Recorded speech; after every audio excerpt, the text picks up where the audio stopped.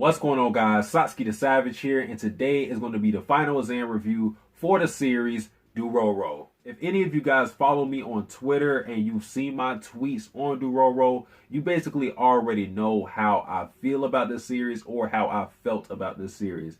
It was one of my favorite of the 2019 winter season, but if you look at my recent tweets, that is not the case anymore. So if I had to revise what was my favorite anime of the 2019 winter season, it would probably be Kaguya-sama Love is War, honestly. But we'll talk about why my opinions changed. But let's talk about the good points of Dororo. I'll first begin by explaining the premise of Dororo and giving out a synopsis. Even though the series name is Dororo, we follow the character Hyakimaru, who has almost no body parts because he was used as an offering to 12 demons. The person who offered Hyakimaru to the demons is none other than his father, Daigo Kagemitsu, who did this in exchange for his land to prosper once again. Hyakimaru was able to reclaim his body parts one by one after killing demons and sets off on a journey to get his body back. Along his journey, he meets and befriends a young boy named Dororo, and the two of them hunt down demons. Just giving a synopsis, Dororo had effectively lured me in. When I heard how the MC would try to get his body back, the first thing that popped up in my brain was Fullmetal Alchemist. But in all honesty, that was a tad bit discrediting to Dororo because it came way before Fullmetal Alchemist, having its run in the late 60s. Now, talking about how the anime delivers the story, many of the episodes are episodic, meaning that an individual episode may have little to no bearing on the overarching story. Think of series like Cowboy Bebop and Samurai Champloo. Dororo has a similar approach to its storytelling. A lot of the times, Hyakimaru will face off against the demon of the week, kill it, get a new body part, and repeat that process in the next episode. But again, this is only for some episodes because we do get plot progression here and there. Me personally, I never been fond of the episodic style in any media outside of comedies and sitcoms, but I had to say Dororo did a great job. When you're going for the episodic deal, you're hitting the reset button every new episode, so you'll have a new story to tell in approximately 20 minutes, which is difficult to pull off. It's not easy to keep the attention of viewers who know that whatever happens in a certain episode will have no real consequence in the end game. But Dororo made their stories fresh and unique consistently, up into a point. So the fact that an episode will only be important for that episode, it didn't bother me because Dororo was able to paint a beautiful story in little time, so you learn to just enjoy those moments. Moving on to the actual main plot of Dororo, as I said in the synopsis, the goal is for Hyakimaru to get his body back, but there is a catch. This catch makes Hyakimaru and Dororo directly oppose or hinder an entire population of people. So as far as we're concerned, it isn't just Hyakimaru versus demons, it's Hyakimaru versus the world. And I won't spoil exactly what's the toll of Hyakimaru regaining his body back. Just know it's a situation where it's easy to see the side of our protagonist as well as our antagonist. Now, when it comes to the characters, Dororo garnered high points with them, fleshing out the minor characters even in the inconsequential episodes. Characters like Mio, who may have not been much when it came to the bigger picture, but what she meant in the moment made her standalone episodes fantastic because the series took care to make sure she was a well-written character. They gave her a role when it came to Hyakimaru's journey, and she was intriguing in her personality, making you want to see more of her. And with Dororo, there are other Mios of the world, minor characters who still had impact. And Dororo was traditional in that it didn't have a huge cast of characters, but instead it had a great core of characters. Hyakimaru, Dororo, Tahomaru, Daigo, they were the pillars as well as the focal points for the series. Transitioning to those core characters I mentioned, I'll start with the character who's named after the series, Dororo. Dororo's role in the story is sort of undefined. He doesn't have clear-cut ambitions like Hyakimaru does, so he's a tag-along in this adventure despite having the name of the series. This wandering around aimlessly without a goal doesn't make Dororo a bad character, however, since he is crucial for the series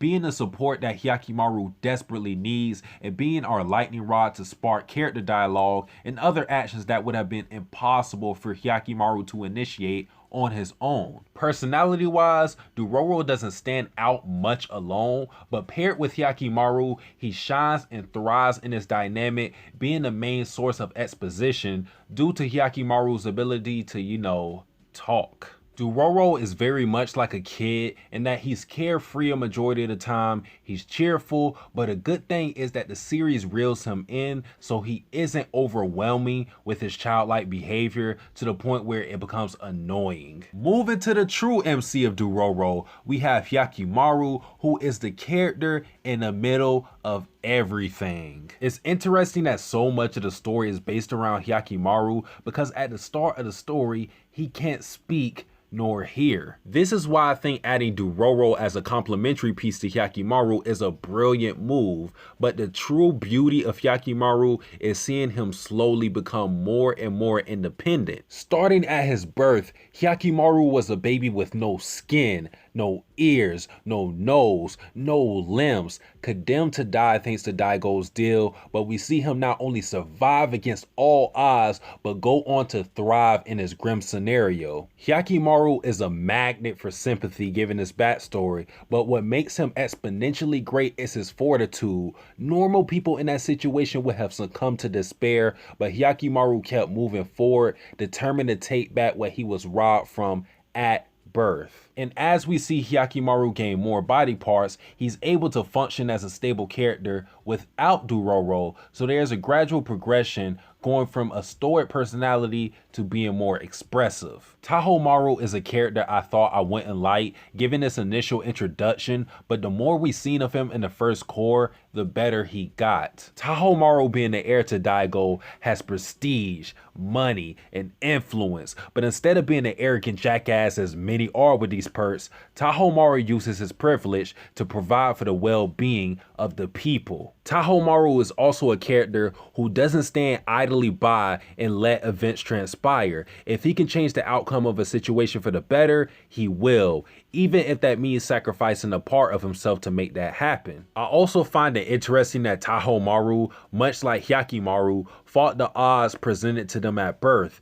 Hyakimaru didn't fall into misery despite the curse that afflicted him, and Tahomaru wasn't consumed by greed despite having every reason to be. I won't talk too much about Daigo at all, but he's a character that falls into the moral gray area. The end justifies the means type of philosophy is Daigo since episode 1. So while people can dislike him or even hate him for his actions throughout the story, they still must acknowledge that there is a good reason why he does what he does. And while Dororo has a knack for writing good individual characters, the dynamics between the characters are something to be applauded because the characters have organic conflicts with each other and in the same breath also have natural support for each other. Very briefly talking about the art and animation, I thought both were decent to good overall. The animation isn't anything to bloviate about. Dororo isn't winning any awards in this category, but you won't hear many complaints about Dororo in its entirety,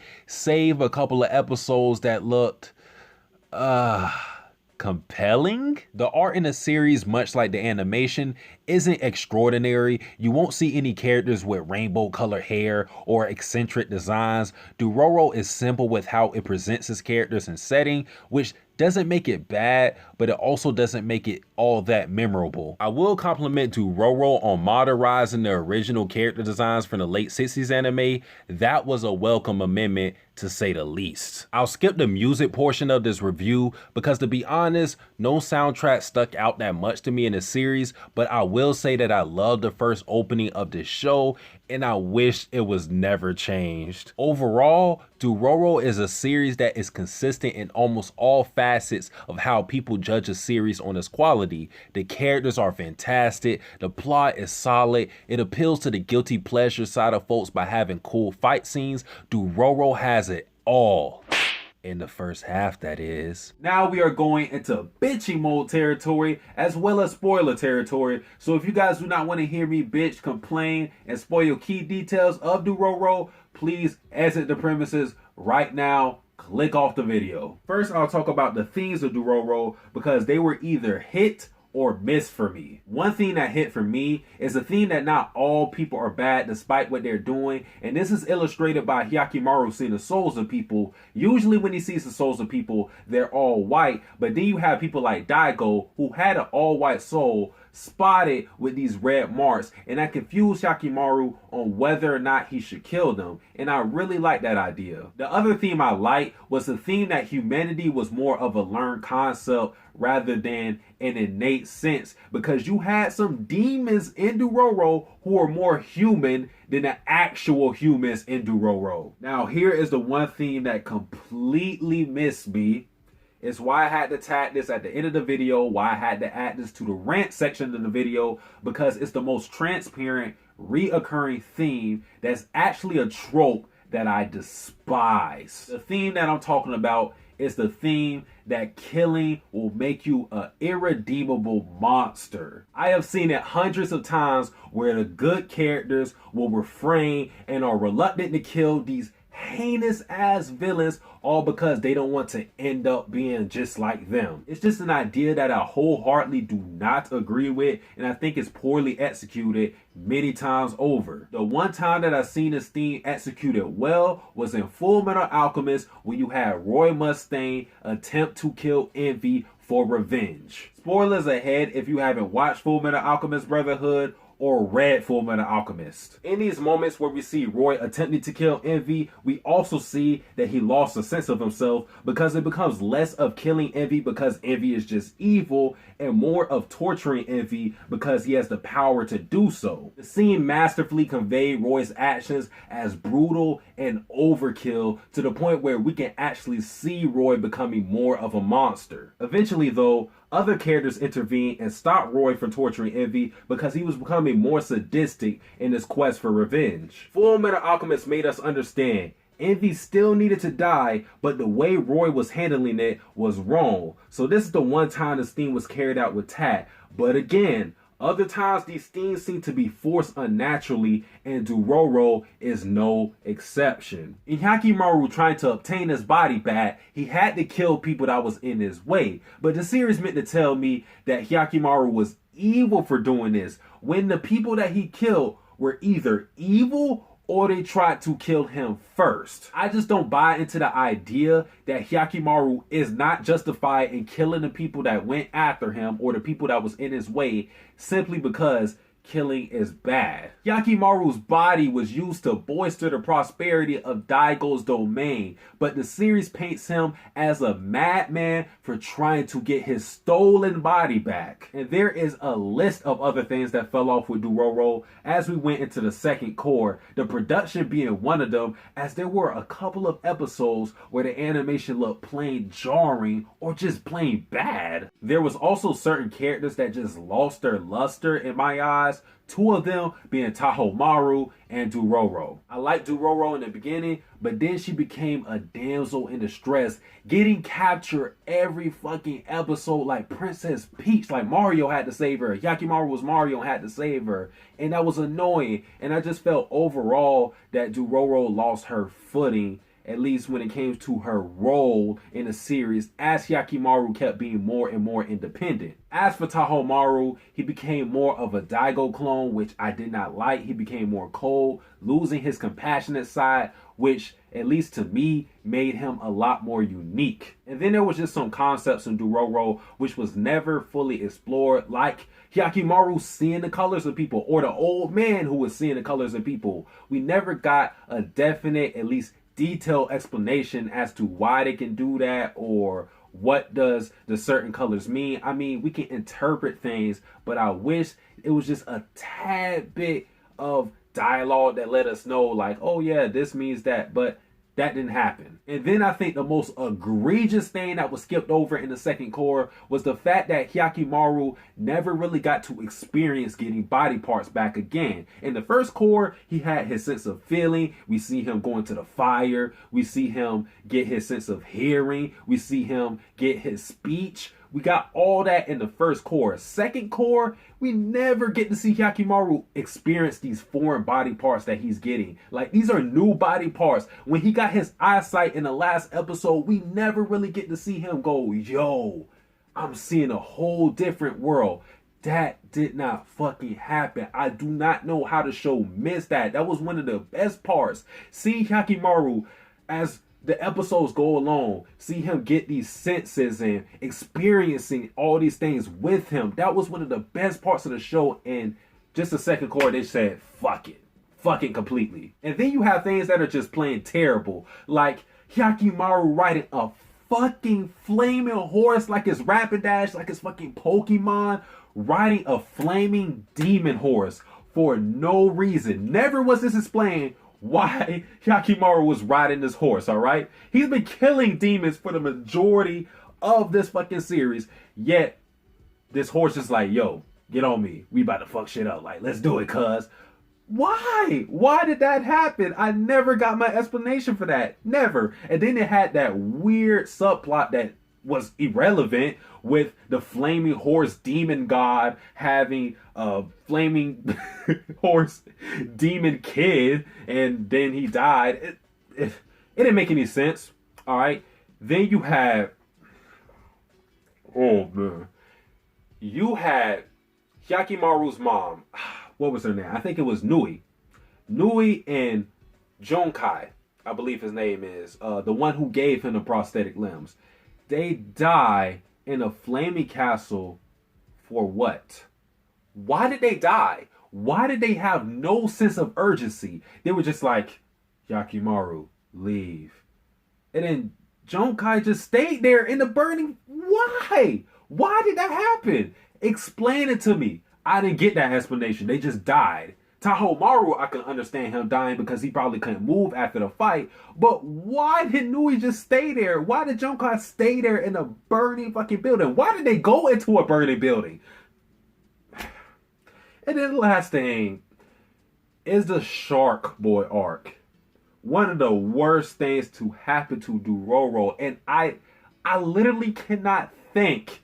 Every time that crosses my mind, I want to smile because it's funny to me that they fought a fucking shark in a series when it's a series about demons. Like, you have all these demons, like you see a Griffith demon, or Griffin demon. You see all these weird combinations, but then you have a regular ass shark. I'm not even talking about the demon shark. You fought against a regular shark. Like, did we just transition from Dororo to Jaws? I don't know. Like, the Shark Boy arc was the end of it.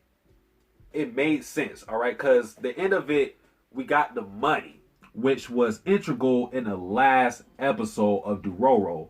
But to get there, you had to trudge through the shit, manure, the filth. It was just not a good build up to get to that last point where we find the treasure. If I had to pick a point where things got bad for me when it came to Dororo, I would say the Shark Boy arc is where everything just flipped upside down and I started to lose interest with the series. Overall though, I know I talked a lot of shit with the rant section of the video, but I still think Dororo is a good series. But the little things that it messed up with, the flaws in it, kept it from being a great series. It had a slump at the worst moment. Having a slump at the beginning, you don't want it, but if the rest of the series makes up for it, I'm pretty sure people will take that. In the middle, it's understandable, but at the tail end of the series is the worst possible place to have a slump, and I felt like that's what Dororo did. Again,